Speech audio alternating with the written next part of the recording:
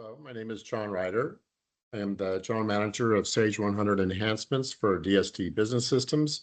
And in this video, I'll be showing you DSD's integration with Sage HCM. We have two products that integrate with Sage HCM. The first product is PRCR, Sage HCM integration to Sage 100 Payroll. This product is useful for those users that have Sage 100 Payroll and they have Sage HCM with employees set up. This product uses a REST API connection to do the integration. And the main feature is employee synchronization from Sage HCM into Sage 100 Payroll. In employee maintenance, you can create new employees, enter the social security number, and then select a button to pull information from Sage HCM to update the constant data as well as deductions. In addition to employee maintenance, we have a synchronization utility that allows synchronization of those employees that are linked between the two systems. And finally, we have a tax calculation change so that when you do your payroll and you run the tax calculation, it will prompt you to update any linked employees between the two systems. In the future, we will be adding time track download into Sage 100 time track entry. The second product we have is for those users that do not use Sage 100 Payroll, but instead use Sage HCM to do payroll processing.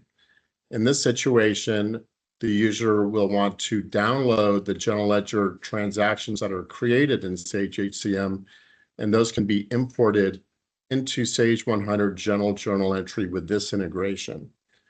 This product also uses the REST API as a connection. And again, it's used for those users that do not use Sage 100 Payroll, and you can download batches of payroll from Sage HCM directly into Sage 100 General Journal Entry. We will begin showing the products at this point. What I'm going to show you is the payroll integration to Sage HCM. And again, this is for users that use Sage 100 Payroll to maintain employees and to do payroll processing. So we're going to go ahead and take a look at the setup of the Sage HCM link. So here you just need to define these four things: the URL for your Sage HCM tenant, your username and password, and then the tenant ID in case you have multiple tenants. You also have the ability of defining the integration of deduction codes from Sage HCM when setting up an employee. The caveat is that the deduction codes that are set up in Sage HCM must be set up exactly the same way in Sage 100. So I'm going to go ahead and close this out. And then in employee maintenance, I'm going to go ahead and create a new employee. So I've entered in a new employee number, and then I just need to put in a social security number from the Sage HCM employee. So I'm going to go ahead and flip over to my Sage HCM system. I'm going to set up the first employee here, which is John Adams. So I'm going to select that record in Sage HCM, and then I'm going to select the social security number for this employee. And then back in Sage 100 employee maintenance, I'm going to go ahead and enter that social security number. And then I'm going to select the Sage HCM button. At this point, it's going to connect to Sage HCM using the credentials I just showed you. It's going to find that employee with that social security number and pull that information in. At this point, it's finding that there are deduction codes that are set up for the Sage HCM employee that are not defined in Sage 100. So here it will prompt you and tell you that it cannot add the deduction code that is set up for Sage HCM. There are a few of them that I've set up for that Sage HCM employee, and it's telling you that it cannot find it. Okay, at this point, you can see that the employees name, address, and other information on the main tab and the additional tab were pulled in from the Sage HCM record. Additionally, it did find that there was one deduction code for this employee in Sage HCM that did correspond to a deduction code in Sage 100. So it was able to pull that in. So again, that's really one of the main features of this integration is synchronization between these employees. Once I've established this connection between the employees, then I can continue to select the Sage HCM button to pull information to be updated to this record in Sage 100. In this fashion, the Sage HCM employee is the owner of the employee information, and you always want to use Sage HCM to store the data, and then you can update that into Sage 100. We also have a utility on the payroll utilities menu that is the employee synchronization. So what this does is for any employees that are already linked between Sage 100 and Sage 100 HCM, you can periodically run a synchronization to update all of those employees with any changes that have occurred in Sage HCM. So I'm going to go ahead and go back to my Sage HCM employees. I'm going to go ahead and select this employee here. So this employee, we have the marital status set to divorced. I'm going to go ahead and change that to be married, as Mr. Tommy Amico got married. And I'm going to go ahead and save the changes in Sage HCM. All right, now I'm going to go ahead and go back to that utility. I'm going to go ahead and select proceed. And now it's going to select all employees that are currently linked to Sage HCM, and it's going to find any information that needs to be updated. At this point, it's going to show you a report of what was synchronized. So you can see here that the report shows the employee that was updated, the user, and the date of the change. And it shows the field that was changed. So you can see here it was changed from divorced to married. Finally,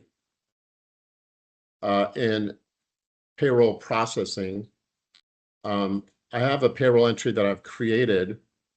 And then if I do a payroll tax calculation, when the payroll tax calculation completes, it will find that there are employees that are linked to Sage HCM employees, and it'll prompt you here to synchronize for those employees. So you can see here it's prompting you, do you want to run the synchronization? And you can go ahead and say yes. Now it didn't find any changes, so it didn't prompt to do a report. But if you had changes, it would ask you if you would like to run that synchronization report. So that's the features of the payroll integration with Sage HCM. Next up, we're going to go ahead and look at the general ledger. So in Sage HCM, we have the ability to go to payroll, or pay processing, that is, and you can select general ledger. So these are general ledger entries created from a payroll processing that you did in Sage HCM. So I'm going to go ahead and look at the second one here. It has a date of January 10th. And I want to go ahead and import that into Sage 100 general journal entry using the integration.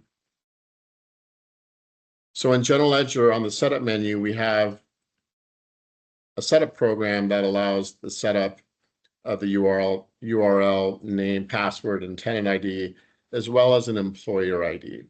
You can select the default source journal that you want to use when creating the general journal entry. You can have it default to the next entry number for that source journal. And then you can have the ability to accept out-of-balance entries. An out-of-balance entry may occur if you don't have the general ledger numbers properly matched between the two systems. And so it could import in most of the general ledger entries, but maybe not all of them. And there will be a report that presents to you if there were any general ledger accounts that weren't properly mapped. So to run this integration on the utilities menu, I have a menu option that is the Sage HCM download to general journal entry. So it defaults to that source journal and the next entry number for the setup options. I'm going to go ahead and put in the date of that payroll.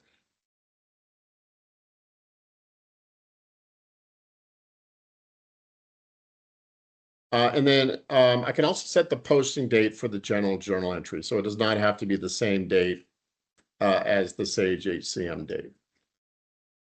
When I select proceed, it's going to connect to the Sage HCM system. It's going to look for any payroll processing done on that date. And then it's going to go ahead and do the import. When the import is complete, it's going to present to you with a log file that shows you what occurred on that integration point. It's going to show you the batch number, the source journal, the entry number, as well as the user and date of the integration.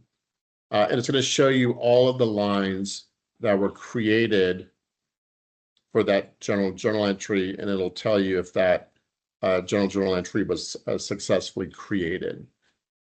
If there were any issues with invalid mappings between the general ledger accounts, then you would see it in this log file. And this log file is stored out on your system under Mass 90 Sage HCM logs. So we'll take a look at this general journal entry.